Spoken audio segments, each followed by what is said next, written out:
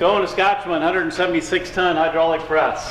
The press has a movable piston cylinder, so you can move it anywhere along the length of the platform to bend a part you need. The machine comes with the V-blocks, so like we're showing today, straightening out a pipe that's been bent. So I'll pull this back into the middle position, lock it in place.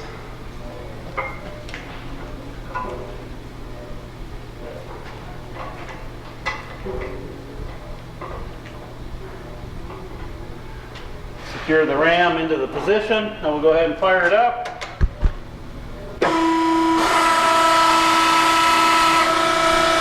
Firing it up, there is two different speeds. Here we're showing the fast speed. You can bring it into position. When you get close, you can drop it back into low speed.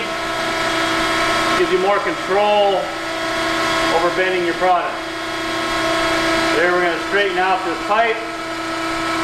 You go ahead and bring it down. Of course, with pipe straightening, you usually have a little bit of spring back, so we'll try to overbend it a little bit.